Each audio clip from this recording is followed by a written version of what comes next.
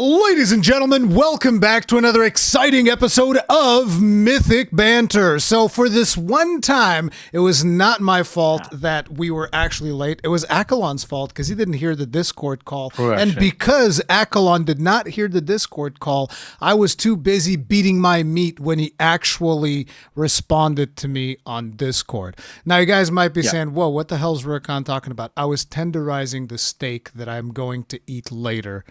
So I was beating my meat. Tenderizing the steak, sure.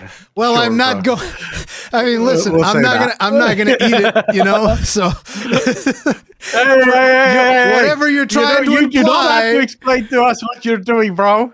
Like what you do behind closed doors is your business, man. Listen, my steaks are so tender. They're the best. They're the best. Okay, listen, I just put some salt and pepper on there. I cannot listen to that without immediately thinking that's sexual. Like I cannot. Because I said my steaks are tender and that is sexual. Dude, we're gonna get filtered by the YouTube AI because we can't even say the. You need to bleep out every time we say the word actual. I'm not even putting the S in front of it because that's how bad the algorithm is nowadays, bro. It is so the algorithm is.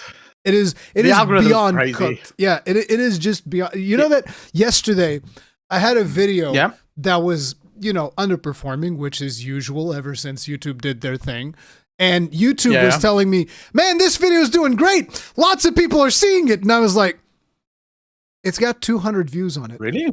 What are you talking about? It's got 200 views. It was like, this is a banger. It's a 2 out of 10. I was like, the math ain't mathin', bro. I don't know what's going on with you. Dude, I'm literally seeing so many people. And it's literally from everywhere now. Oh yeah, right? like Linus Tech Tips, Second Wind.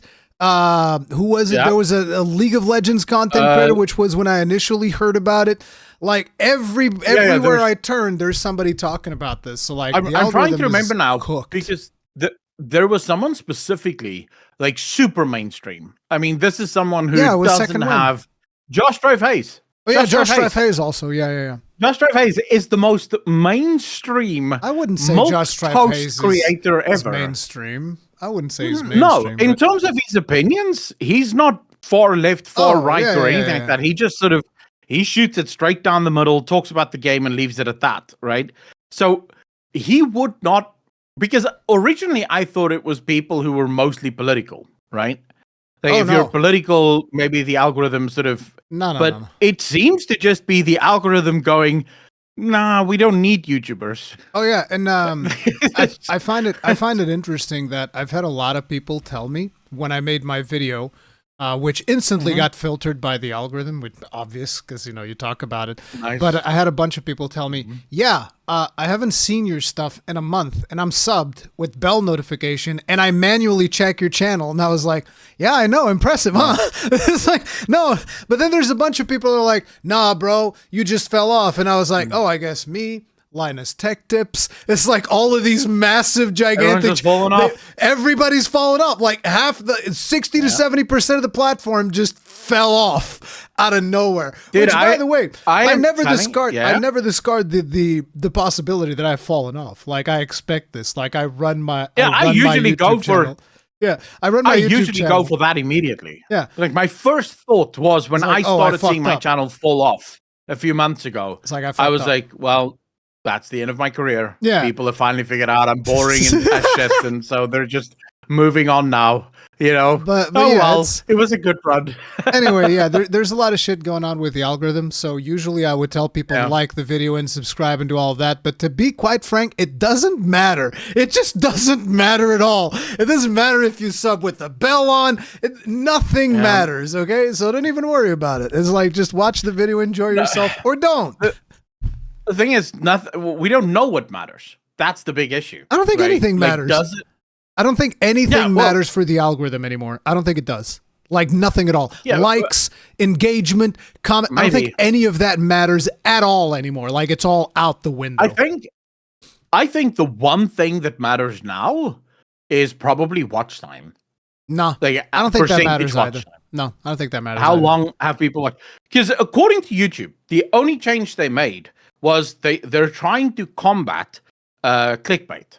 And so the change they made was to deprioritize click-through rate and instead prioritize engagement on videos. But engagement on videos would be likes and comments and subscribes and stuff like that, right? No, but those don't matter at all, anyway, because listen. I have videos that have no likes or very low likes, but like 70,000 views. And then I have videos with like 1,000 likes, but 5,000 views. And I'm like, People don't give a crap about this, because their thing is like, listen, we want to watch the show. True. It's like, stop complaining about YouTube. And yeah, you're right. But this is part of the show. Anyways, let's just talk quickly about this. I wanted to bring one thing up though, because you brought up Just Strife Hayes. Yeah. He recently talked about how he thinks that streaming culture is in a really bad spot, and etc. And yes. I agree with what he was saying. And it's funny because apparently that sparked a lot of reactions and stuff. And so he made a follow-up to that, where he actually typed out this little text that he told people. And he's like, it was brought to my attention that a lot of people were upset about this, and I understand in my actions. And he basically makes it seem like he's about to apologize. And then he's like, so here is my at the end of like the big preamble that he wrote. And so here is my statement about everything that I said yesterday. And that is, I stand by literally everything that I said. Okay. It's like, that was it. Yeah. He makes this long preamble that is like, oh yeah, I understand actions have consequences. What I say will be seen by lots of people. It's like, I meant every single word I said, and now let's go play this game. I was like, based, bro. Based. I watched part of that video of Just Strife Hayes. Now, for those of you that don't quite understand, there's a whole thing happening over on Twitch. Views are incredibly down on Twitch, but that's not even this story. That's just another story on Twitch. Now, a lot of people have a lot of theories about the problem on Twitch. I think if you merge advertising, because advertising is definitely a huge problem on Twitch. But then I think if you take what Just Strife Hayes is talking about, that the toxic streamer culture, right, the way streamers are, I think is also playing a role. I think people are just, I think a lot of people are just sick and tired of streamers, you know, just sick and tired of the whole meta, the constant chase of bigger and bigger clicks, bigger and bigger nonsense. And it started off, the whole thing that made streaming famous was just dudes hanging out in their bedrooms playing video games. That was the whole point, right? And it became this thing of, now when you tune in to Twitch, there's people doing IRL streams, and it's bigger and better challenges the whole time. There's all sorts of, like, every single stream the is Mr. a show. Beastification. Yeah, like every stream has become a Mr. Beast production, effectively. And it's like, wait, but where's the just normal, let's play some games and chill?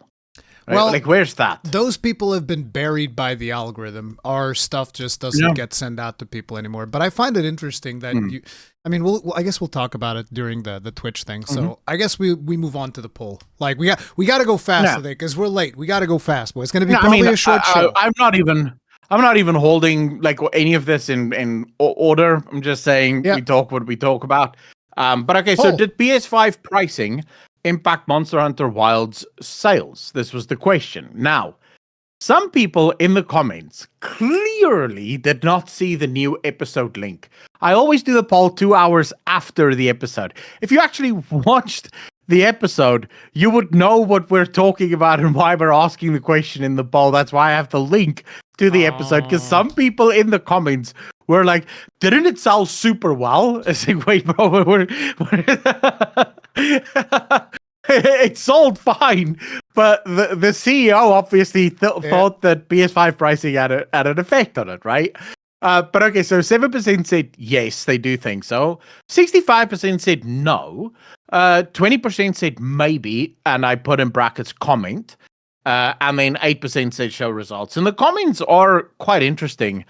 But there are a couple of people that point out that, you know, so for example, we have Trooper Sec here that says maybe in Japan, where PlayStation is usually a big portion of their sales, but I think it's more like Ruri was saying, a combination of many people moving over to PC instead of console, and the overall performance of the game, and perceived lack of content, even though it had comparable amounts of content to base game Monster Hunter Wilds.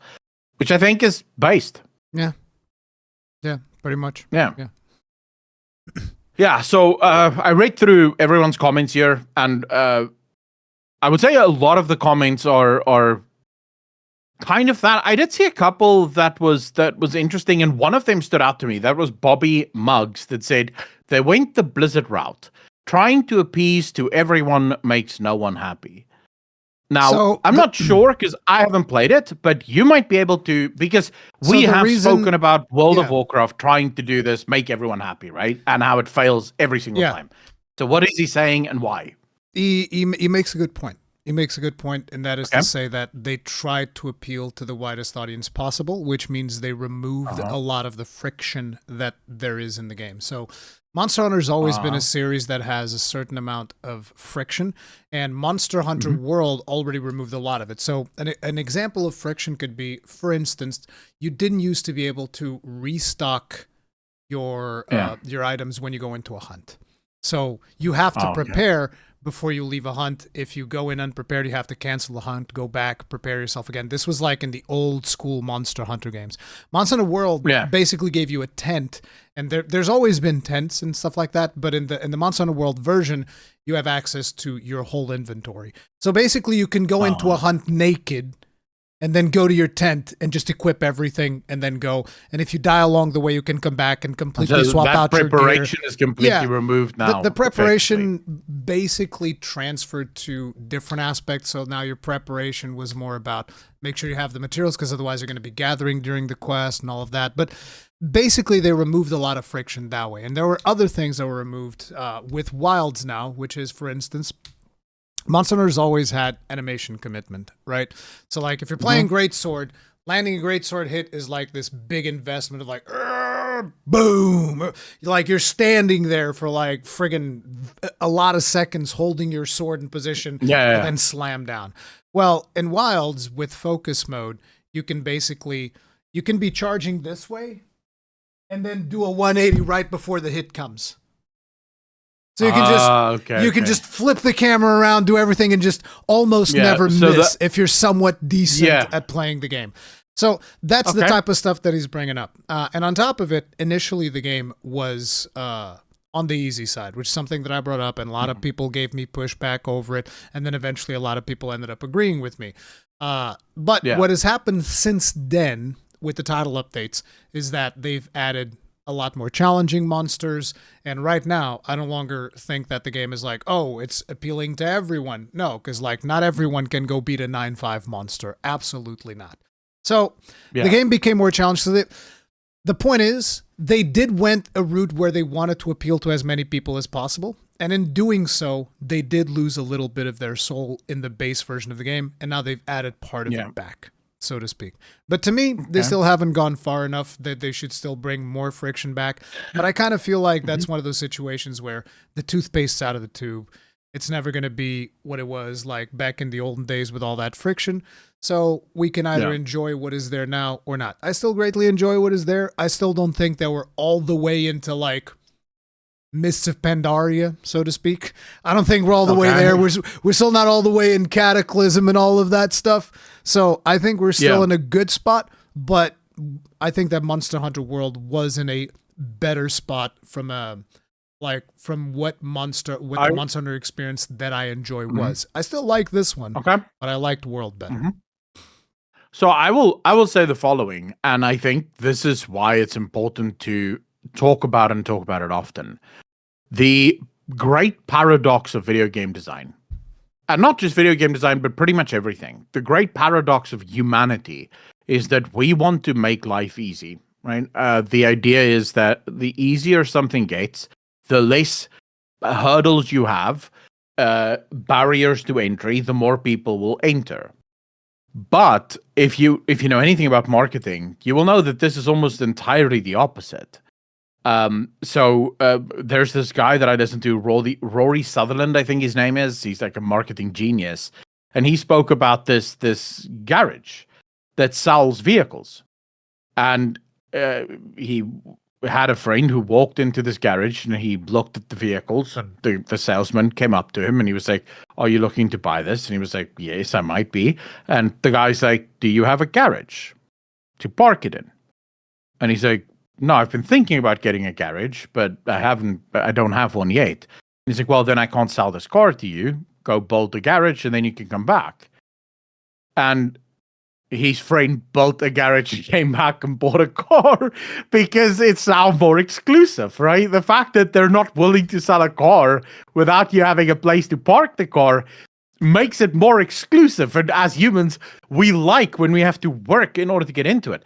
When something's too easy, we don't commit to it, right? There's no reason to commit to it because it's easy. This is one of the reasons why you shouldn't just have sex on the first date. Because the easier you make it, the less reason there is to commit to anything. Because I can just get it and then go and find something else. Humans think we like easy.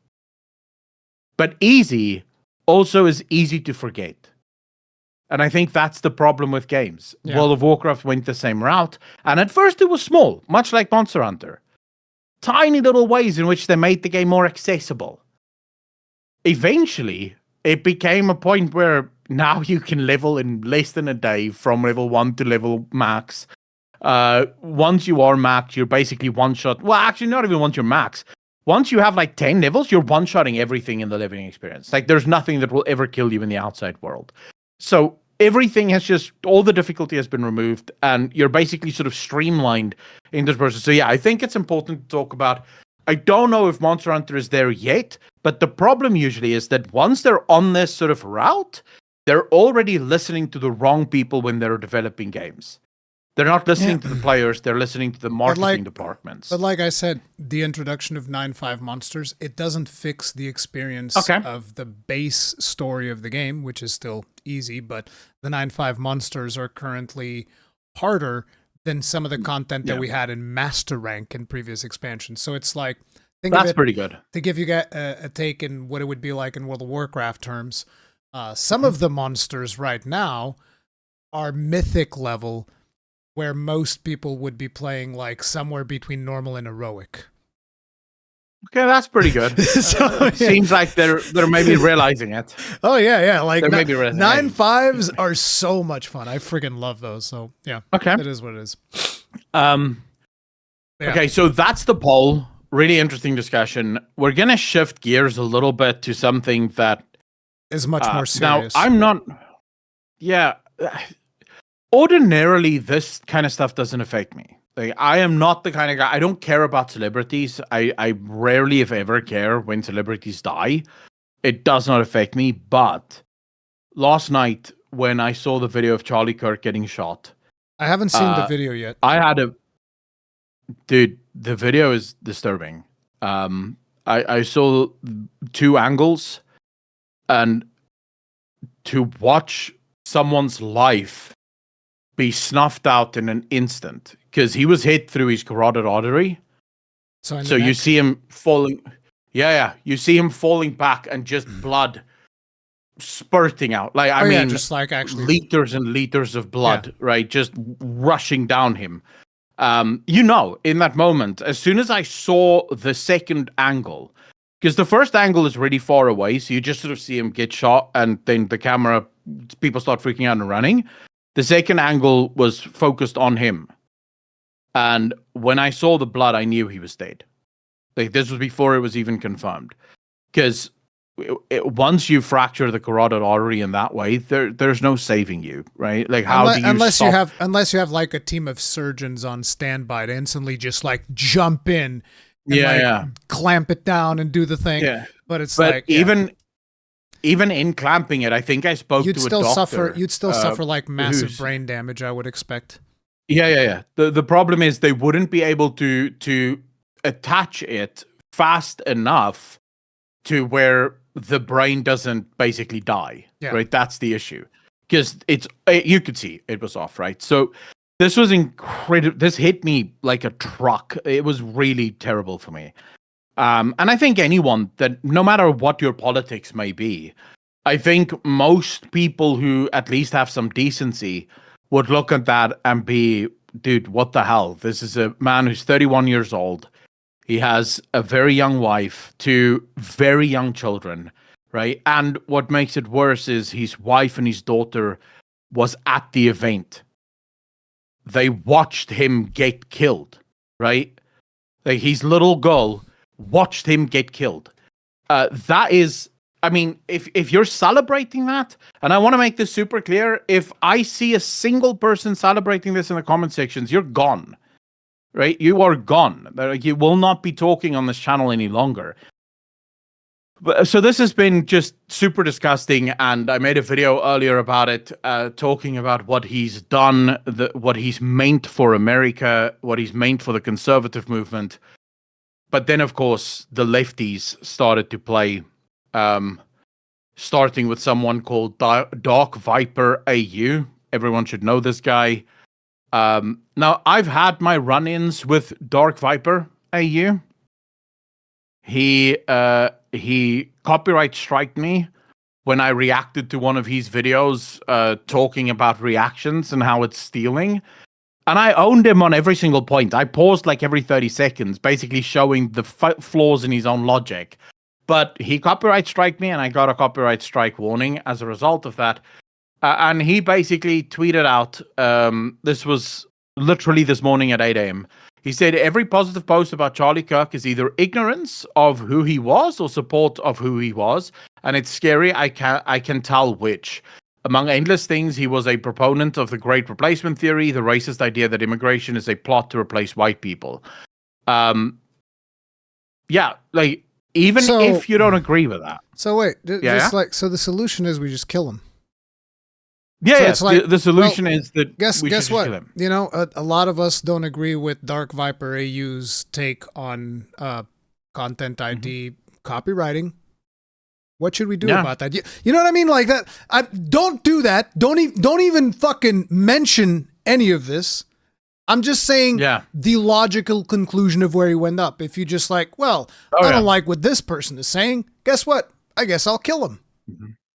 It's like, where do we go from? It's like somebody comes out and is like, Rurikhan saying Monster Hunter Wilds is too easy. You know what? I'm gonna kill him. It's like, what the fuck? Where do we? It's like, and by the way, I am not someone who gets involved in political stuff, as you all know. I don't follow any of this bullshit. My understanding is that he's like, he does a lot of conservative stuff, and he talks about like all of that conservative politics and all of that. And it's like, okay, that's his thing. That's what he does. You want to, you want to debate him. You want to depose him. Maybe you think he's doing something illegal. Go talk to the police. Go friggin' figure it out. I don't know. But the solution is not to shoot somebody dead, especially like you just said, in front of his wife and in front of his wife and children, and actually in front of like God knows how many people.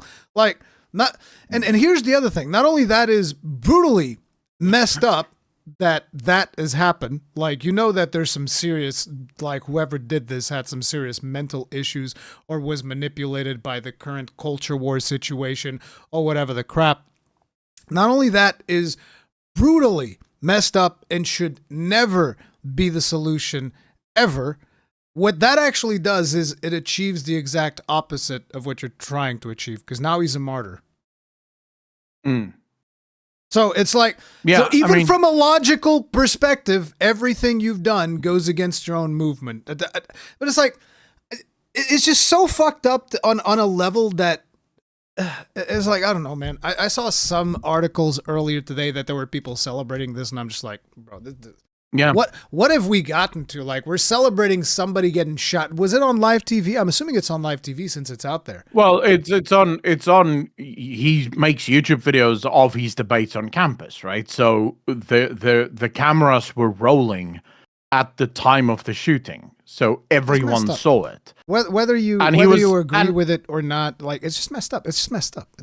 I think here's the thing that really sort of, for me, as a right-wing commentator who does make political videos, for those of you that are on my second channel, is just political videos, right? I don't focus on gaming. I say this is my gaming outlet for the gaming news.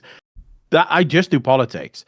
But for me to see the way the left has reacted to this, to see how many people on the left is like, oh, it's really sad and political violence isn't really the thing, but are we ready to talk about gun violence? And I'm like, maybe the problem is that you and I can no longer share a world because we can no longer agree on what morality is. And perhaps the real problem is that we have been in civil war already. We just didn't know about it because you seem to be gleefully celebrating the death of a man who was the best of us. Because unlike most other right-wingers, Charlie Kirk was famous for saying, when you stop speaking, that's when you have civil war. That was the whole reason he went to college campuses and he was willing to debate people on the left, was because he argued, if we stop speaking to each other, that's when we get civil war, because people start believing that the other side is just evil, right? And he was killed for that. And what's more, he was killed as he was answering a question about transgender shooters and how they're committing violence, and because there was recently a mass shooting involving a transgender shooter, and his last words in this world was violence, and then he was shot. Right, that was his last word, was violence, and then he was shot. So it's incredibly sad. The reason we're talking about it now, because many of you might be going, but wait, well, we talk about games usually, or why are you guys talking about politics? The reason we're talking about this year is first and foremost to say to his family, all the love in the world, may Jesus Christ guide you and give you strength. His fight's over, but the battle is not. And then how this connects to gaming is, in the last 12 hours, we have had developers, writers from Kotaku, developers from BioWare, former developers from Kotaku, people from literally almost every gaming company, right? Zoe Quinn obviously came out of the woodwork. Not almost every gaming company. Like, every gaming company is a lot of companies.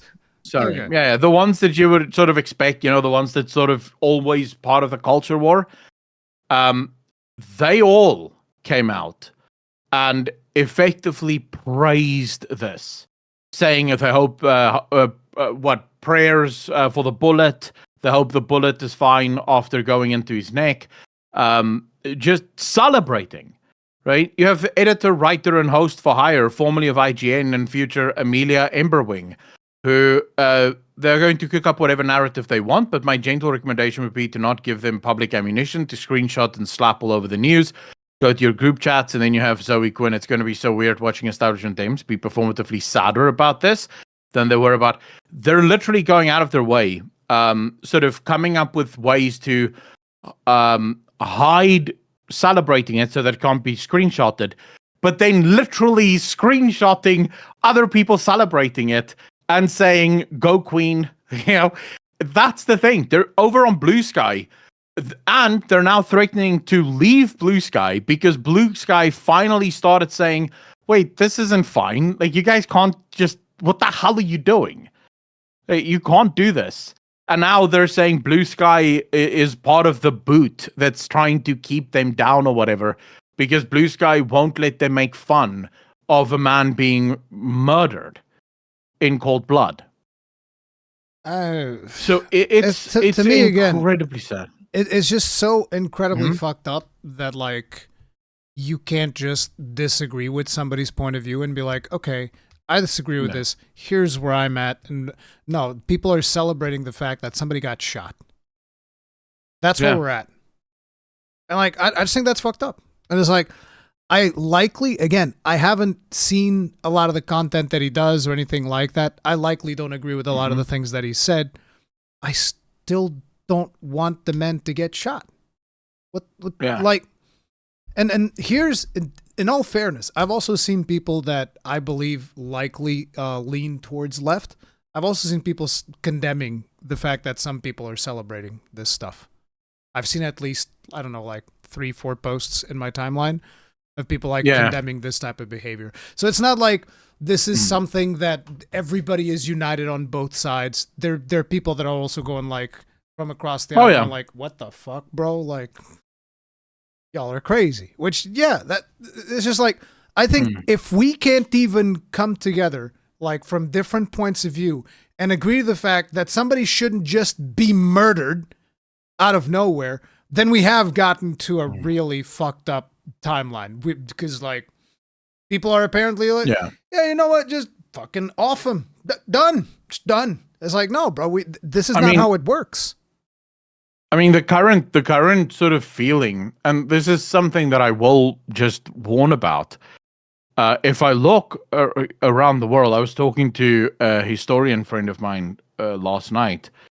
If I look around the world, we're in an interesting period, right? Because there's never been a civilizational civil war, right? That's never happened before. Karl Marx sort of thought that it would happen, like the workers of the world would unite against the rich people, because his argument was the workers of the world would have far more in common with other workers in the world than what they would with the rich people in their countries. Turns out no, right? The workers and the rich people from Germany had far more in common than what the workers from France had in common with the workers from Germany, so they never actually united.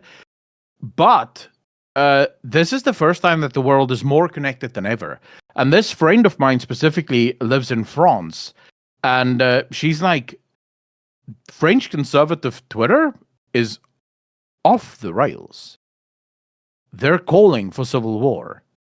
You have the right in America finally saying, dude, the war has been here this whole time. We just didn't know. Right? And the point I'm trying to make here is when that war breaks out, if you were one of the people celebrating this death, you can't act surprised. You have basically said to the world, killing and violence is a respectable and sufficient way of getting your point across. Which is the whole point of democracy. We were trying to say, hey, if we're going to get, differences of opinion, we're going to do it at the ballot box, no longer with guns. Because prior to democracy, for those of you who didn't know, when you had a king that you didn't agree with, you would need another member of the royal family to start a civil war in order to get the king off. And it would oftentimes take a couple of decades, or at least a decade, to get the king out of the way. Then we said, no, enough of this nonsense. We'll just do it at the ballot box. But if you guys want to go back to war, that's one of the most basic instincts of humanity, right? And humanity will gladly embrace that and go back to war. But then you have to understand there's a lot of killing that's going to be done because there's a lot of frustration. And I'm afraid that this might be a turning point because I'm seeing something new that I've never seen before. I'm genuinely seeing people they've had enough. Right? I'm seeing people who were never, like, I literally had my cousin tell me that this morning she had someone that she was seeing, a client of hers, and he's a big CEO in South Africa. And he was watching my video while she was working on him. And he was going, yeah, no, we have to, it's now or never, right? If you told me a year ago CEOs of big businesses in South Africa would be doing that, I would have thought you're out of your mind. The big businesses are in league with the government. They work with the government. But there seems to be this sort of, his death may have just been the catalyst that sort of sets it off. I don't know. All I know is like there's I never feel like there's something to be gained out of murdering someone unless that person is like a criminal. And at that point, it's not even murder. Yeah. It's just justice system. Yeah. Like if somebody is a, proven criminal that does like really nasty stuff. Yeah. But it's like, no. Right. 100% there. If it's just someone who has like differing political beliefs from yours and is expressing them in a legal way, like, no, you don't just get to kill people. And I think that, celebrating that is just absolute degenerate behavior. So just to cap it off, it's like hearts and prayers for the family. But yeah, this is just a messed up situation. And it kind of sucks. It's like we wouldn't have even covered it, but it just kind of sucks that even in our industry, we see people celebrating, the slaughter of somebody else. It's just like, no, man. Oh, yeah. I don't want to be celebrating that shit because that's messed up. It's a very, very quick, very slippery slope where basically anybody that says anything that you don't like is like, hey, it's open season, bitch. It is what it is. I don't like the things you're saying. Time for you to go. It's time for you to go to way of the dodo. And it's like, no, it's messed up. I mean, what's good for the goose is good for the gander, right? And that's the big problem. If you say that violence is okay, suddenly violence is really okay. And then both sides are going to be doing violence, and it's insane. It's just absolutely insane. It's crazy to think about. We should not be celebrating this.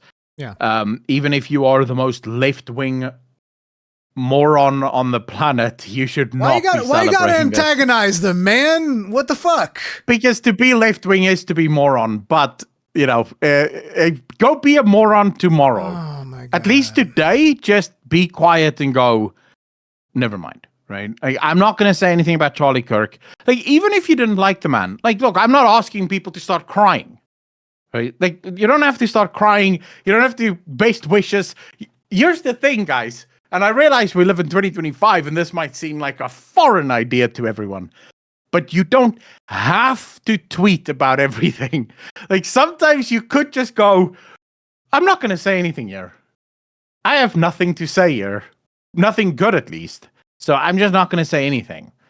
And if that's how you feel, great. You don't have to say anything. But the idea that you're going to celebrate it, that's insane. Anyways, moving on, because I am going to get angry again over this. Because like I said, it's been, like, I couldn't sleep, dude. I went to bed just before 1. I was awake just before 4. I've had a terrible night's sleep. This entire day just feels surreal to me. My heart's broken as a result of this. Tell me about Borderlands, bro. Let's get back to gaming. What's happening with Borderlands? So, guess what engine Borderlands 4 is in? Unreal. UE5. Guess what people are reporting ahead of the release of Borderlands 4? The game is running incredibly smoothly with no problems whatsoever. Absolutely. Apparently, my buddies over there at Eric's Gaming were running the game at 1440p on medium with frame gen to get the 60 FPS. Okay, so 1440p to 60 medium settings, and then frame gen on to get 60 FPS. And they said that with frame gen, it was pretty smooth. Like, frame gen wasn't giving them latency or anything like that. Now, my question to you is, guess the GPU. Dude, if you say 5090, I'm going to cry. No, it's not. It's not 5090. No. It's a 4080. 4090? 4080? Dude, that's not better. 4080 is a super expensive card. When it launched, that shit was expensive. That was over $1,000 when it launched. That's not a bad card. Now, supposedly, the game is going to get like a day one patch, and that's going to make it all better. But it's not going to make it all better because we've played UE5, Unreal Engine games before. But listen, don't you remember there was a previous episode where our homeboy, our real one, Tim Sweeney, said the problem is the devs. Yes, I remember that.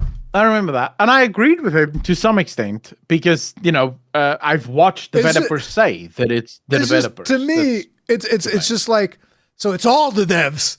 All of them suck. Not one of them can get this fucking engine to run properly. Yeah. Maybe you have a point there, right? If no one can get it to run, maybe the engine might be at least partly to blame. I think there might be something wrong with UE5. I don't fucking know, man. Tim Sweeney says it's the devs, and I keep seeing it. It's like, bro, it's all the devs then. They all suck. Y'all suck. Nobody knows how to work on this engine. Why does everybody use it? But the reason is simple. It's because everybody is using it that causes more people to use it. It's like, actually, you want to know a really good analogy for people that are familiar with World of Warcraft? Like, there are those times where you have that one tank that just brutally overperforms over the others. Like, at some points it would be Blood Death Knights. Other times that I remember was also like monks, Brewmaster monks. Yeah. And it's like, because of that effect, what ends up happening is nobody wants to play the other tanks. they might actually be good, but nobody wants to play them. Yeah. And nobody wants to play them because they want to play the good tank. Nobody wants to play with them because nobody wants to fail their keys. And so what ends up happening right now is kind of like a similar situation, which is everybody's learning UE5, which means that it's easier to hire people that know UE5, which makes it easier to use UE5. So everything is just easier. But then everything comes out shit. Every time, every single fucking time, UE5, performance issues. And I love how people sometimes bring up, actually, Wukong ran fine. It's like, no, it fucking didn't. On release, it ran like ass. Like, I'm sorry, bro. Sorry to burst your bubble, but no. And then people are like, you should have bought NVIDIA. It ran like ass on AMD, ran fine on NVIDIA. Well, this one's running like ass on NVIDIA, and we've had other games that are the other way around. They run like ass on NVIDIA. As a matter of fact, over the last couple of months, we had more games that run like ass on NVIDIA than AMD because they probably fired everybody in NVIDIA. No, not fired. They relocated all of the competent engineers to AI. To go work on AI, and then they left Bob, not Bob, we said his name was Boris, I think. Boris, the intern, was the one working on the drivers. It could be Bob the Builder, too. They just got him off the street because there's nothing to build anymore because the robots are building everything. See, he's now building the drivers. I don't even know the English, I don't even know the English lyrics, but I know the Portuguese, which is like, Eu sou Bob, o construtor. Eu sou Bob Trabalhador. I have no idea what you just said, and I've never watched Bob the Builder. I just know the name, right? We didn't have that here. I don't can't think believe I sang here. Bob the Builder in Portuguese in our show. Well, there you go, bro. I think that's fine. Oh my God.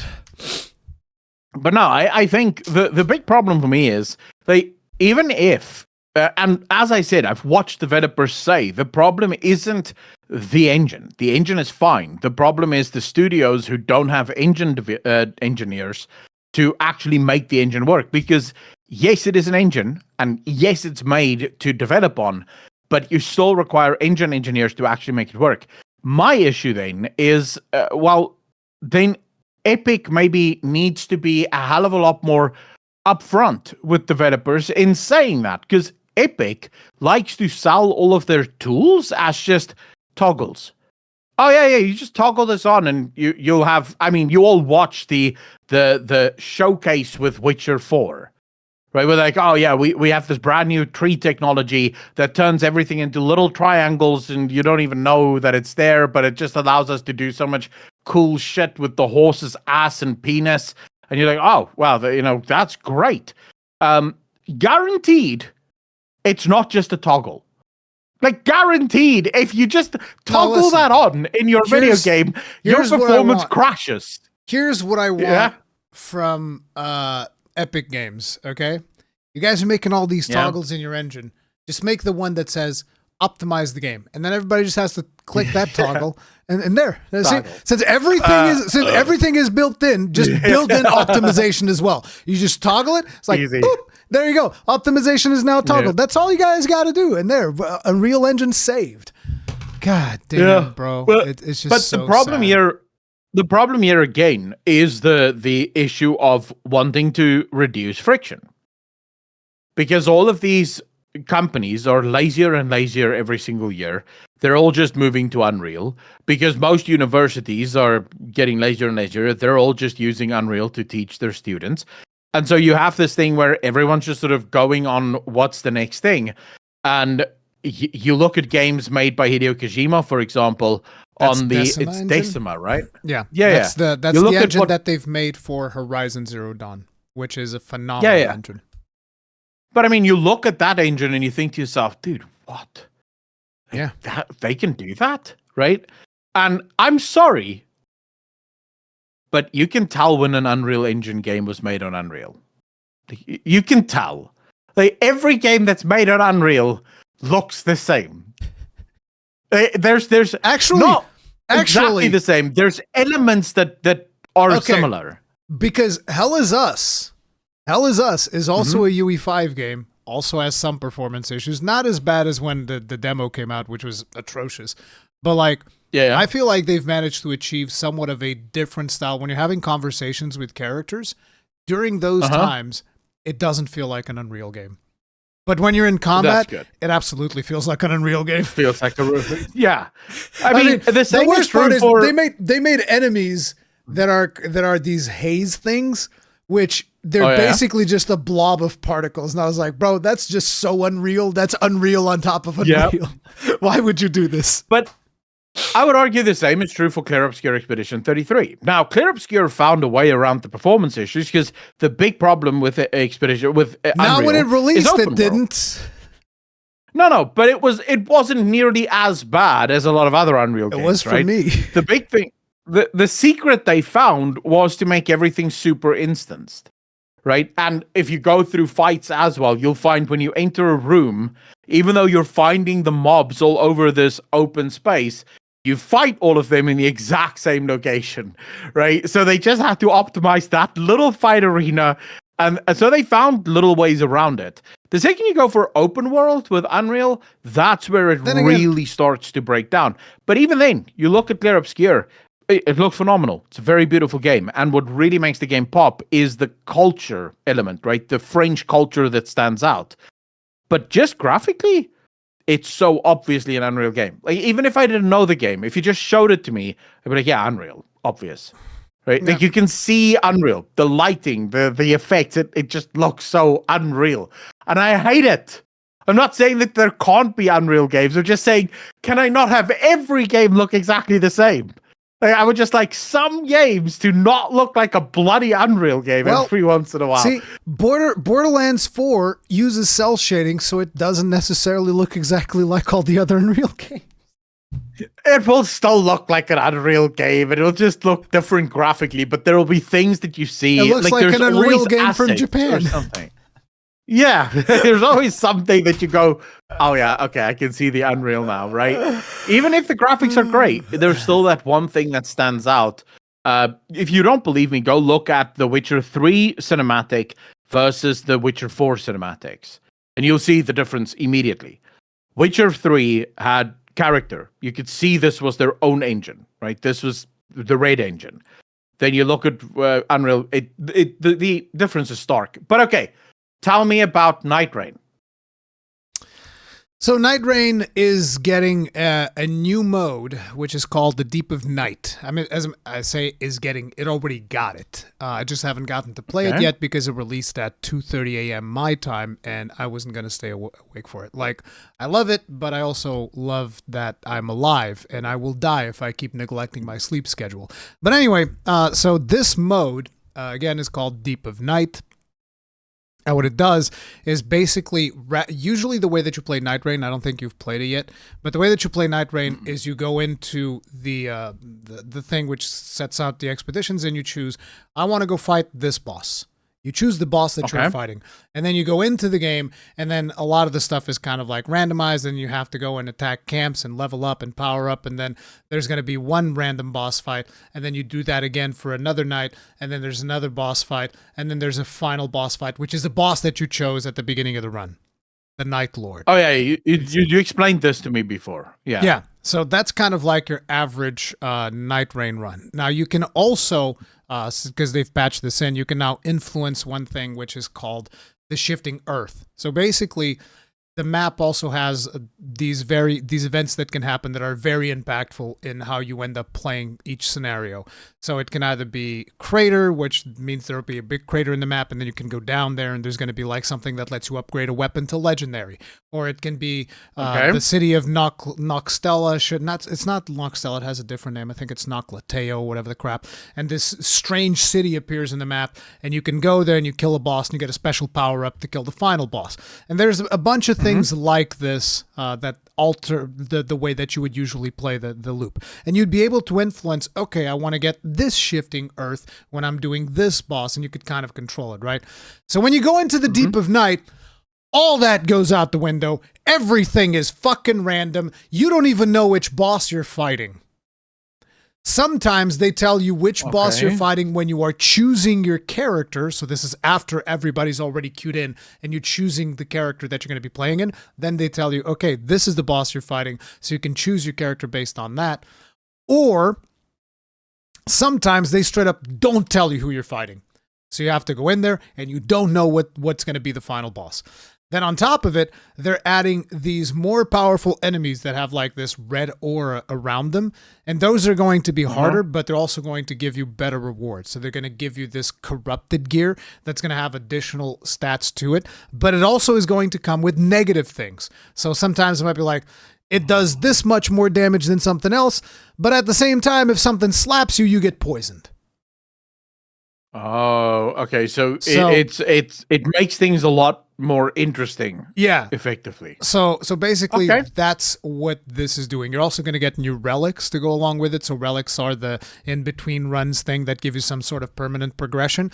And those relics kind of do the same thing that I just said. So they're going to have good things and bad things to them. And you add those relics on top of your normal relics that you already have. But they're only usable in Deep of Night. So you can't like superpower yourself up in Deep of Night and then go back to normal mode and just obliterate everything. That's not how it work. So that stuff is going to only work in Deep of Night. The other thing is, when you go into Deep of Night, sometimes the boss might be an Everdark Sovereign. So that means like a more juiced up, powerful version of the boss, which we have already been fighting in the game. It's just now you just don't know if they're there. Maybe they're there, maybe they're not. So it's going to be more random. It's going to have more progression. At the same time as they're dropping this, they also dropped the patch that buffed everybody across the board pretty much. So every Nightfarer got like buffed in terms of power. So it'll be interesting to see how this plays out. I haven't gotten to see it yet. I'm going to be streaming it immediately after we're done recording this, and then I'll be able to report more. But it's that one game that I wasn't expecting to be that good, and everybody was like crapping on it when it came out. And it's a $40 game that reuses a lot of the assets from Elden Ring and Dark Souls 2 and Dark Souls 3 and so on and so forth. But it's just been doing absolute gangbusters. They've been. But I want to say, just for I have no problem with the reusing of assets. Yeah. It's sort of the same thing with Light No Fire and No Man's Sky. It's like, I don't understand why companies don't do this more often. When I made videos for World of Warcraft, this was one of my biggest gripes. You have 20 plus years of content and you just leave. You just abandon it. You're just like, screw it. Yes, we spent thousands of developer hours, but never mind. We do the time walking dungeons. And it's like, come on. The piss poor balance time walking dungeons where shit one shots you for no reason. Those? Oh, all right. Yeah. I'm so happy. Thanks. And it's sort of like game developers don't think ahead of time about what they're making. You can make so much more if you actually spend your time thinking about what's next. But you want to know, utilizing what is next. So, for example, we know that the developers of Clear Obscure Expedition 33 is working on their next game. From the rumors that I've heard, it is a continuation of Clear Obscure to some extent. If they were to use the same assets or some of the assets again, I would not be angry about that because you've made it. You've spent hundreds of hours working on this. It kind of makes sense that you would make use of that. I remember. Don't waste it. This one happened during God of War. I remember this, which was there was an animation for Kratos getting into it's not a boat. It's more like I don't know, but let's call it a boat, a small boat. Yeah. You have an animation of him going into the boat, and I remember that somebody grabbed that animation and then went to the trailer of God of War Ragnarok. And they showed in that trailer him getting on the boat. And it was the same animation. And somebody got upset by that. I've seen people get upset over From Software using the same animation for your character to open a double door. And they're like, I can't believe they would use the same animation. It's like, I can't believe you're such a fucking moron that you'd be like, you need to make a new animation. Why? He's opening a door. He's getting on a boat. Yeah, who gives a fuck? I would just like to point out the stupidity of someone getting angry about God of War. Kratos is the same person in every single one of the God of Wars. A person Stupid would get game into can't a boat even have a different the same character? almost always. Like, What a fucking like, basic bitch game. If I'm But gonna anyway. have different ways of, in fact, it would be far weirder if in all of the games Kratos just got into a boat, but suddenly in Ragnarok he did a triple backflip into the boat. They'd be like, what the hell is with the showmanship all of a sudden? Why are you showing off? Like, you don't have to do this. Imagine Kratos surfing the boat. Like, he would tie it on Jamunger and then just, like, surf the boat. But he's running, right? He's running like you would on those boards that you throw on the beach. He runs and then he just hops on the boat and he just surfs the boat. Yeah, like come Skimmy, on, dude. yeah. Like, we just we just need to not be this stupid. But anyway, what I'm asking from gamers. I have like 138 hours in this game. Absolutely love it. Gonna put in way more. But I thought it was funny because yesterday I made a video talking about the Deep of Night because they made a trailer explaining all the things that were going to be in the Deep of Night. And I saw a comment on that video of somebody going like, actually, I'm really disappointed in this update. It's so basic. It adds almost nothing at all. I've only gotten 300 hours out of this $40 game. I'm just thinking to myself, so you bought a $40 game, got 300 hours of enjoyment out of it, and you're disappointed that this game is getting a free update. Bro, all right. The proof makes sense. There is something that I think we need to accept, right? You will never make everyone happy. Oh yeah. Let's like forget about it. It just cannot happen. But like, look, no matter how hard you tried. I'm happy. This is like a ranked mode even because like you're going to be going deeper and deeper. So the idea is Deep of Night is like you're going to go and it's going to, okay, you're at depth 1 and then you beat a boss, whatever. And now you're at depth 2. Because I don't think it's a consistent thing that you're always going. Because like I said, I haven't tried it yet. But I think like as you in between runs, the game is basically tracking how successful you are and letting you go deeper and deeper and increasing the difficulty even more. And I'm just like, fuck yes, dude. I want this. Yeah, no, I fully agree with you. I think I share your frustration as well with people who are just never happy, you know, especially when it's a game that isn't full price. They're not cash shopping you out of existence. They're just trying to give you something nice, you know. They're like, hey, have on some fun. On the topic of cash shop, you can't actually buy cosmetics in the game, I don't think. I forget what were the... Oh, yeah. So then why are people complaining? The pre-order bonuses was like you get the DLCs that are coming afterwards because they're going to have like some DLC where they're adding new Nightfarers and new Night Lords and stuff like that. So that is what the premium edition or whatever gave you. It gave you those DLCs already or you can buy them later. But like actual cosmetics, you just buy them by playing the game. Oh, I love that. So like each character has like I forget if it's 5 or 6 different skins, and you just play the game and you get a currency, which is also used for buying like your relics and other things, and you use that currency to buy skins for your character. You don't actually buy them in the cash. I don't even think there is a cash shop that I'm aware of. So yeah. But that's sort of what we've always wanted, right? That's sort of the thing that we've always been hoping we'll eventually get is games that don't have cash shops in them. Yeah. But okay, so very quickly, talking about scumbags. Now, we weren't talking about scumbags, though.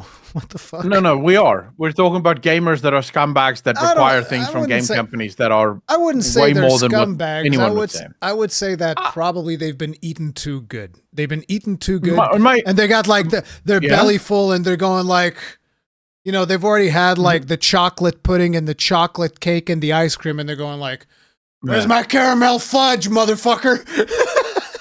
No, I want my caramel fudge. So the reason I call them scumbags is because these very people are the same people who keep demanding until you end up with something like Ubisoft, where you just get the same slop over and over again because they're desperately trying to give more and more bullshit, right? So it's sort of like, dude, just appreciate what you're getting. for what you're getting, right? These developers had no reason to continue. The only thing that I would say is just be reasonable. Just be reasonable. Yeah, just be like, it's fine if these developers are releasing stuff that's breaking the game, but if they're giving you free content, then shut the hell up and enjoy it. It's free, bitch. But then, now actually shifting our attention to like proper, I am on record as saying that this company might be the most scumbag company in gaming. They're not the most scumbag company in the world. That belongs to Apple. I hate Apple more. But I kind of hate this company just as much. Banking institutions probably take that title more so than Apple. No, I like my bank. They're scumbags, but they hold my money and they have a nice app, so I don't really mind. Right? Yeah. They're scumbags, but they're honest about it. They're like, look, I'm going to take your money. You're going to pay me to keep your money with me. And you're going to like that's it. And I'm like, I like this grift. You're open and honest about the fact that this is a grift and you're going to steal most of my money. Great. Yeah, we can, and you give me a nice black card to make me feel a little bit more special that you're stealing my money. Let's do this, right? Everyone's happy. What I don't like about Nintendo and about Apple is that they pretend to care. Although I must say, probably no longer Nintendo. They have never cared. They've never pretended to care. At least not in the last few years. Especially with the new Switch, where they're just actively just monetizing everything in the new Switch 2. But this might be one of the most egregious and disgusting things ever. So, all of you know the lawsuit with Palworld, right? And the lawsuit already is a bit of a scumbag move because Nintendo sort of managed to get a patent after the fact, and now they're applying the patent to something that were released before the patent even came through. So it's kind of like, dude, what that, like, how that isn't fair. So there's two patents that Nintendo filed for, and they got both of them. This is, by the way, in the U.S. Patent Office. So the first patent has already had consequences to Palworld, which is the patent, ball, right? The sphere. I mean, no, it wasn't even the sphere. The patent that I'm talking about is the one where you can use pals to glide. You can't do that anymore. Yeah. That was Can't use pals as mounts. Which, by the way, that is so grossly overreaching that I can think of a couple of other video games that Nintendo can go ahead and sue after they're done. World of Warcraft comes to mind because you can ride things. Any game with a mount. Shit, Monster Hunter Wilds, because you seamlessly just jump into the mount that is following you. Yeah. Just throwing that out there. Okay. So they've already done that. So basically you can't use stuff like, and it's funny because I actually looked at the patents themselves. There's these little drawings that show what they're patenting. And you just see like this, it's not really a stick figure, but it's almost like a stick figure. You just see the stick figure this in the thing. And then like an animal appears like an eagle. And then the stick figure just grabs the eagle and it's flying. And they're like, yeah, we patented that. And I'm just like, what is this? This is insanity. Like, how does anybody in any position of responsibility with these things let this happen? But that's not even the patent we're talking about right now. The patent we're talking about, because like that one's already been given to them, and I believe that you can't no longer do that in Palworld. You can't like fly or ride or do anything with mounts. Like that's a done deal. Nintendo will definitely not over abuse this and do this in other video games. Absolutely not. They'll never do it. No. Of course guaranteed. And then the patent that they've now gotten is one for summoning creatures that fight for you. Yeah. Now, I have been told by a lot of people that like it's a very specific thing, and the drawings, the way that the drawings show up, it makes it seem like it really is trying to be as specific as possible about it being Pokemon. But the thing is, there are other games that have been inspired by Pokemon that pretty much do the same thing. Dude, Pokemon is inspired by other games. So but the point is, there's plenty of games where you summon creatures to fight for you in a turn-based environment. And, you know, those creatures fight for you and then they die, or the other creature dies, or you capture the creature or whatever. There's like, God knows how many games that were inspired by this. Now, I have been told by several people that apparently are knowledgeable of this patent type of stuff, and they've been telling me, no, it's very specific about like Pokemon ZA or whatever and the things that they're doing and things they're going to do in the future. But to me, it's like, I don't care how specific it is, because we all know that this stuff can be used in the court of law to overreach. And we all know that more than likely that is going to be something that ends up happening, because Nintendo is very litigious. I mean, if you had a company that is not that litigious, but like Nintendo is brutally litigious, they will go after everyone. They've shut down emulation websites. It's actually funny. I had another story that I saw this week that I was thinking about bringing up. But you know that there was this guy that was selling like modded stuff for Switch, and Nintendo approached them. Oh yeah. And told him, stop. And the guy said, of course. Okay, but because this guy was a genius, he kept doing it. And guess what Nintendo did? They're like, okay, we'll take $2 million now. That's what they did. Although in that case, I will say, guy's an idiot. Like, Nintendo actually gave him an out. They're like, hey, bro, stop it. You're selling pirated video games. You're modding. Just stop. And bro was like, okay, I'll stop. And then he kept doing it. And they're like, okay, now it's $2 million and you stop. But anyways, I mean, what I'm saying is that they're very litigious. Yeah. So they will chase after people like with things like this. I think over time, they've definitely gotten a lot more litigious, right? Oh, yeah. And this is a company that doesn't have a great track record. Right, they are famously the company that tried to do that whole creator academy bullshit, where creators had to be the Nintendo Creator Program, they had to be part of the Creator Program, and then Nintendo would actually take a cut from their YouTube earnings for them to be able to play Nintendo games.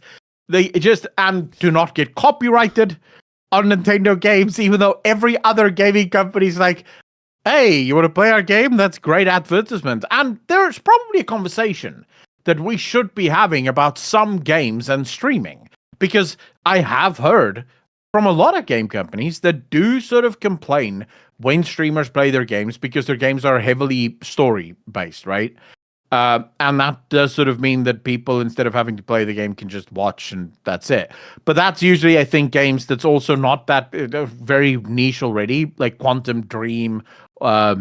I mean, if you what's a very good example of that was Atlas, which actively forbade people from showing all of the story of Persona 5. I think they loosened up on that eventually. But yeah, Atlas straight up said, if you record the whole thing and you post the whole thing, we will fucking strike you. They specifically said that. And I was like, whoa, that's fucked up. We're probably going to see more of that, right? We're probably going to see more of that, right? Because there are games where the story is so front and center to the game that you really don't want to be giving it away. Games that can't make that claim would be something Baldur's Gate, right? Where, yes, the story is important, but playing the story is actually what's good. So let me tell you what actually happens in practice, so that if anybody from those companies actually ever comes across this podcast, let me tell you what happens in practice, okay? I've recently been playing a game that kind of is like that. Very big focus on story, all of that, which is Hell Is Us. Been enjoying the crap out of it. Fantastic game. And what happens is people come and they watch. And some people are like, well, I'm not really interested. I don't think I'm going to buy it, but I do want to watch it because I'm curious about the story. Those people are still experiencing your game. They're still interested and they're engaged, because people are always like, oh, I think I know. For this puzzle, maybe you can do this. They're not looking it up. They're trying to figure it out at the same time as me, and people are engaging with your game, but they're not interested in buying it. On the other hand, I have also a group of people that came to like the first and second stream, and they're all going, oh my God, this is so good. Okay, I need to stop watching now. And they leave because they're going to go buy the game. Because that's what's going to happen to people that give a shit about the story. They'll buy the game. Because watching a game and playing a game are two different things. And the people that want to watch it were never going to buy it in the first place. But whatever. That definitely does happen. But I can understand the argument from the developer that's saying, look, yes, a lot of people will leave, but maybe 10 people don't leave and they actually end up watching the story instead of buying the game. But then you also have to get into the argument, well, if you're not allowing streamers to play the game, would those 10 people even have seen the game? Because I personally have friends the only way they learn of games is if streamers are playing it. Yeah. They don't go on websites, they don't go on YouTube to watch games. Regardless, if it's not a streamer playing the game, they don't know the game exists in the first place. Regardless of that, it's a different discussion. But like basically with this patent, the funny thing is there's an article on PC Gamer where the quote from an actual video game IP lawyer, says, an embarrassing failure of the U.S. patent system. So this is somebody that deals in this every day, okay? A video game IP lawyer. He said that the 387 patent, which is the one that we're talking about, got a bit of pushback, but barely. So they barely pushed back on this patent when it was initially pushed back. And then he also mentioned this seems like a situation where the U.S. Patent Office essentially gave up and just allowed the case, assuming that the claims were narrow or specific enough to be new without evaluating them too closely. I strongly disagree with this result. In my view, these claims were in no way allowable. Okay? And then he goes on to say the patent granted last week is even more striking. It's a patent on summoning and battling subcharacters. Okay, so the 387 is the one for the flying of birds or whatever that we're talking about. The 397 is the one for summoning and battling of subcharacters, using specific language suggesting it's based on the Let's Go mechanics of the Pokemon Scarlet and Violet games.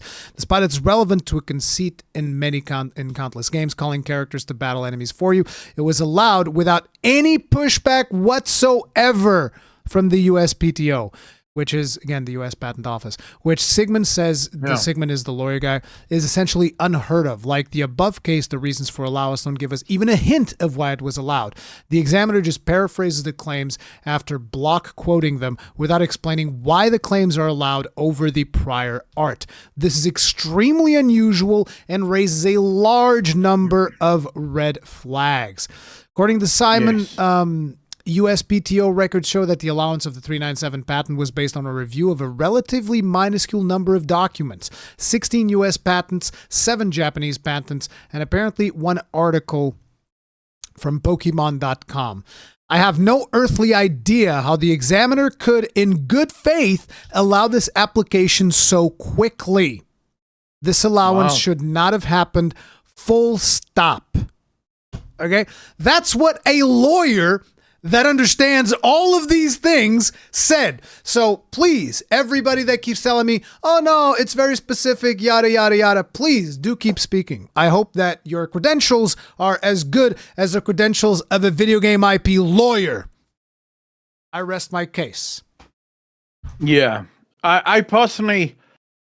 the problem always for me is, and you get this very often, people do this specifically with governments as well, where they'll just be like, well, that's not how the law is going to be applied, right? So here in South Africa, for example, here in South Africa, our government passed a law, this was a big story a few months ago, expropriation without compensation, right? So the law gives the government the right under the Constitution to take land from citizens without ever paying for it, if they can prove that the land is in the public interest for the government to take, right? Whatever that means. And then people were like, wow, the government would never use this to take people's land. And it's like, dude, the law gives them the right to do it. In what universe? Like, even if this president may not do it, another president may, because this gives him the right to do so. What the hell are you talking about? And this is the same thing with companies.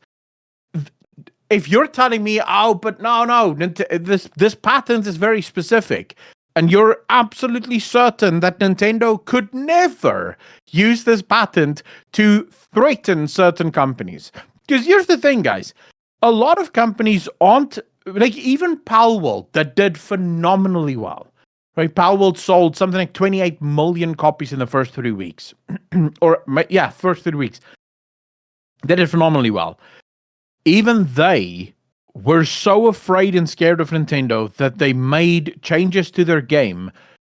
Even though they believed they could win the court case, they decided to make the changes just to get Nintendo off their ass. Yeah.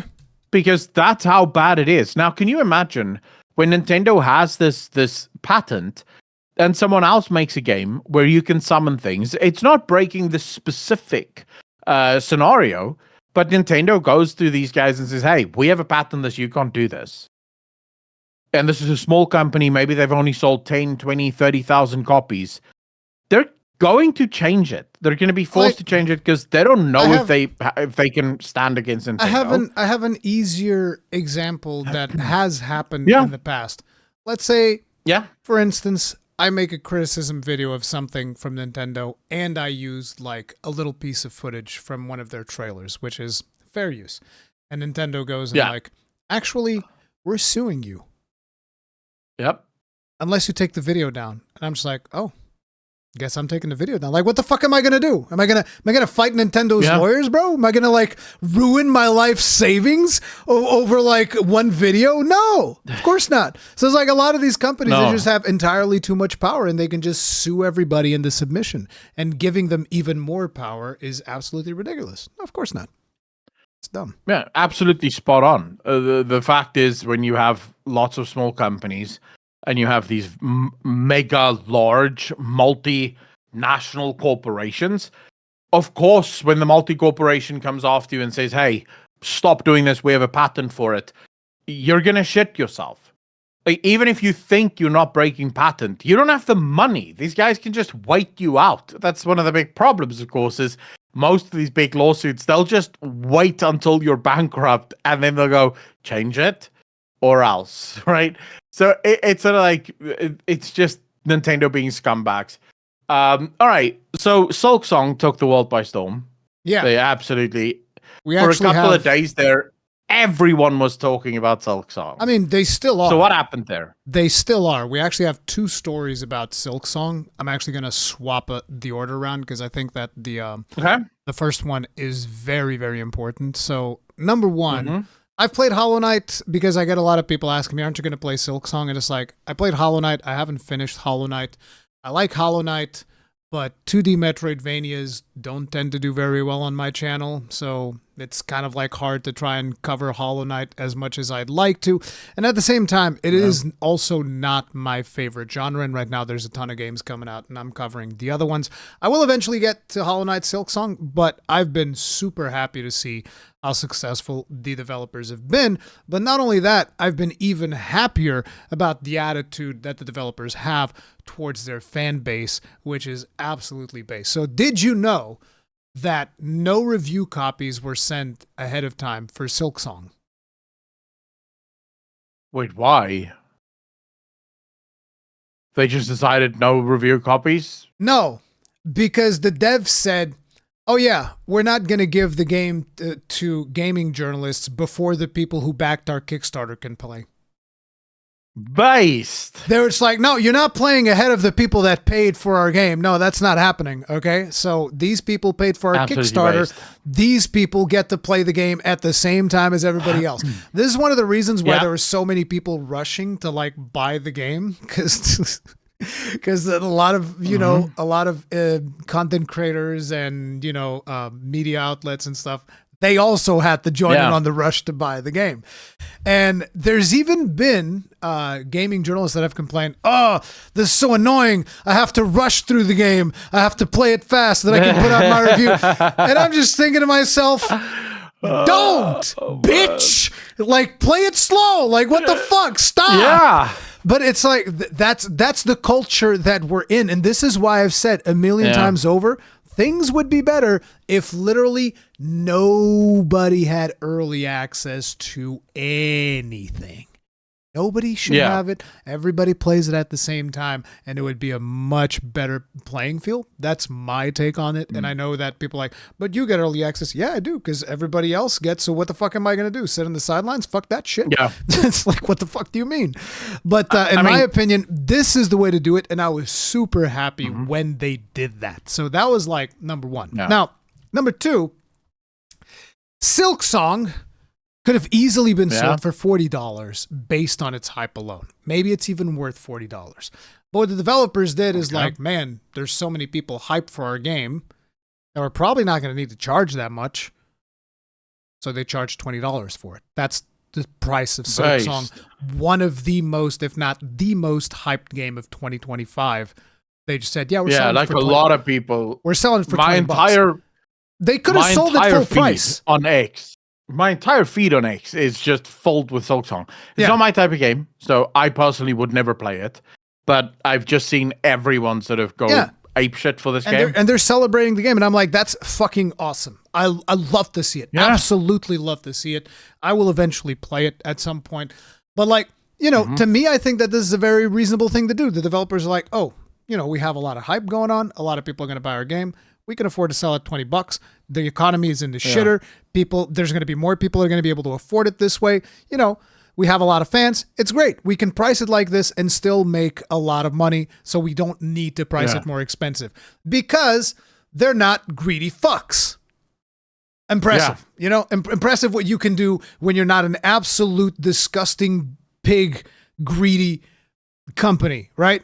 So they sell it for $20. And now what happens? A lot of people are like, we can't do that. You can't. What the fuck do you mean? That's way too cheap. What about my game? Now my game is going to look bad. And it's like, listen, Silksong is a phenomenon, right? This is something that is not everybody can do. Absolutely. But basically, you need to look at what Team Cherry is doing, and then you need to price your game however you need to price it in order to be profitable. That's just the way that it goes. If you need to charge $30 for your game, for whatever reason, you charge $30 for your game. If you need to charge $20 for your game, you charge $20. And I understand that people are going like, well, but people will say Silksong was only $20. Why is this game? And it's like, yeah, people are always going to make that. People are still going to make that even based on like friggin' Expedition 33, even based on Baldur's Gate 3. But at the end of the day, these are all phenomenal and exceptional games. This doesn't mean that your game is not going to sell if you price it more expensive. Because guess what? After people are done playing Silksong, they still want to play other games. They will still buy other games. It's that simple. Now, the thing is, now people are basically giving Team Cherry shit over them selling their game so cheap. That's what's happening. So let me just point this out, right? So one of the things that, and this is, I've had this debate 2 days ago with an economist, literally a guy that I think he's a professor of economics at one of the universities here in South Africa. Because I made a tweet about anti-communism, and he immediately pushed back with, oh yeah, let's use capitalism where greedy people do greedy stuff. And my immediate pushback on him was, dude, you're a professor and you're using capitalism as if that means something. Like, what capitalism are you exactly talking about? Let's be specific. Are you talking about the Austrian school? Are you talking about classical economics? Are you talking about marginal capitalism? Let's be specific. You have to be specific if we're going to be talking about this kind of stuff, right? Now, I am a classical economist, right, or a classical economic adherent. I believe in classical economics, Adam Smith, and all the rest of it. And what these developers did is exactly what Adam Smith was about. It's, you're looking at your game and you're asking yourself, what is a reasonable amount of money that we can charge so that we make our money, right? But our players feel like they just got a bunch of value for money. And in their opinion, $20 was it. What I despise is this groupthink bullshit from all of these other developers that are now suddenly going, but if you're going to charge that little, we're now suddenly forced to charge this little asshole. It's like, no, you can charge more if you want, but you should charge what your game is worth. Yeah, but that would be you admitting to the player base that you're a greedy little gremlin. And if you're okay with that because you are one, then be that, right? But be proudly that. Or make a better game that allows you to charge more. Because I promise you, players don't mind paying more for video games if that's what the game is worth, right? And what players really love, and if you really want players to be happy, is you give them a game that's worth 40 buckaroos for 20. They become not just customers, they become fans.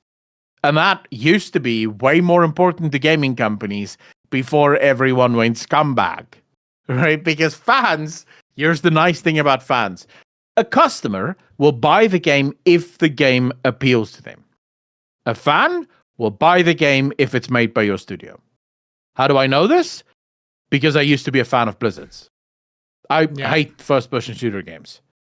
I bought Overwatch when it first launched, Overwatch 1. I bought that shit. I don't like shooter games. I bought it. I bought every single Diablo that there is. Why? Because it's Blizzard, right? Like, I bought every single World of Warcraft that ever launched. I'm not going to buy the new one, Midnight, but I bought all the ones from before that. But that's the thing. I was a fan. And so, because I was a fan, if it's made by Blizzard, it must be good. That's the difference between a customer and a fan. And there's nothing that gets fans more excited than you giving them way more for way less. But yeah, no. The other part of this is apparently difficulty stuff. So it's getting a first patch that is going to make the game easier, the early game easier. So I haven't played the game, which makes it very hard to comment on this. But I do have a couple of things, which is this game is way more popular even than what they could have anticipated. I forget what was the Steam charts for it, but it was at the very least 500,000 players. Let me actually look it up real quick. Well, that's not bad. Oh, crap. It hasn't. Wait, why is it not tracked? Oh, here it is. Yeah. All-time peak, 462,000. I thought it was 500,000. I guess it didn't reach 500,000, but it was pretty close. So the all-time peak on Steam. Wait, how much? 462,000. Bro, wait, that's not even weekend yet. No, we'd already went. When did this game launch? It launched last week. So its peak was during the weekend, right? Yeah, I would assume so. Yeah. Yeah, but it's like it's 462,000. What else launched? I mean, that's still brilliant. Don't want to take anything away from them. 460,000 is really good. It's a 2D Metroidvania at 500,000 players. Concurrent players. That's fucking insane. That's already insane, right? But I'm just sort of trying to figure out, because it could still grow. We see this quite often, actually, where games take a couple of weeks before they really take off. It's literally 11 a.m. on a Thursday in Europe. So that means it's like way into the AM in the US and whatnot. There's 208,000 people playing the game right now. Yeah, that's going to break 500K by the weekend. Almost. Anyway, the point is, there's a lot of people playing it, and there's a lot of people that are playing it not necessarily because they want to, but there's a lot of people that just want to be part of the social conversation. And a lot of those people, I feel like, got into the game, and they're just like, what the fuck is this bullshit? What is that? Because, like, Hollow Knight is hard. Like, I don't know about Silksong. Hollow Knight is, like, proper hard. Like, it'll fuck you up if you're not ready for it. In particular, there's a mechanic that I didn't even master this mechanic in Hollow Knight, and I think it was probably the thing that was one of the harder things for me, which is the downward slash. Because what happens is you jump into the air, and then if you slash downwards, you have to do this by aiming the character down. I forget if it's D-pad down or analog stick down because I play with a controller. You have to aim down and then press the attack button. And you have to do it at the right time because you'll bounce off of the boss like this. So you jump on top of a boss, you slash him and it bounces off. And then you do it again and you can bounce off again. You can like deal a ton of damage. The problem is if you mistime that, you're going to get fucking punished. Now I'm assuming that Silksong is also doing that because there's been a lot of people that are complaining about, oh, what the fuck is this pogo stick bullshit, which sounds just like the downward slash. And, you know, the game is challenging because of stuff like that. You have to read the bosses. You have to, like, see what they're doing. You have to react to it. You have to do proper strategy and so on and so forth.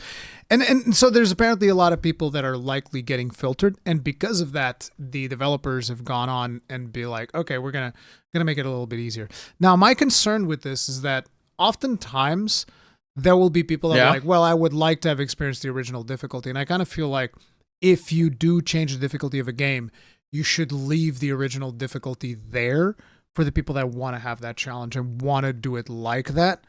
I almost feel like that should be something that more people should think about. I'm not demanding it. I'm not saying, oh, you guys need to fucking keep it. It's like, it's the developers. It's their vision. Whatever they want to do is whatever they want to do. And I think that's fine. But I'm just saying that like, for a lot of people, they're going to look at this and be like, well, I wanted to do it the harder way. God damn it. But yeah, apparently this is also just like very slight and at the very beginning of the game. So it shouldn't make too much of a difference. But I just thought it was interesting. I personally I don't have much of an opinion because, again, I didn't play the game, so it's very difficult for me to form an opinion. My immediate gut reaction to making things easier is usually no. Take your finger off that bloody button. Let it be hard. Let people just figure it out. Because every single time you make things easier, you just open it up for the normies, and then the normies start demanding more. This is one of the reasons I desperately never want the Souls guys to give in to the idiots asking for difficulty sliders. It's like, no, let them suffer because they're stupid because they don't realize the difficulty sliders are built into the game. So let them suffer. I will not have this nonsense of difficulty slider conversations and whatnot. And I will just say, the fact that this makes journalists a little bit complain about the game being launched in the wrong time, and that I like that, right? Like making gaming developers or gaming journalists cry. That makes me happy. That's it. That's everything for the day. Well, this has been a quick session, guys. This has been a really quick session. I want to just very quickly once again reiterate, if you can, send a prayer for Charlie Kirk and his family, specifically his family. They have a lot of questions. There's a lot of pain and crying and just bad stuff. So please do that. Let us know in the comment section down below what you thought. If there's anything else that you guys feel you would like us to comment on during the week, not other topics, but rather just like other genres and stuff that you feel like we should be giving more access or more time to, please send it our way. We'd be happy to do that for you. Thank you so much for watching, Rurikhan. Thank you so much for joining. Enjoy playing video games. I know you're going to go live right now, so please enjoy that. And ladies and gentlemen, as always, be good to each other, be kind to each other, and we will see all of you in the next one. Peace.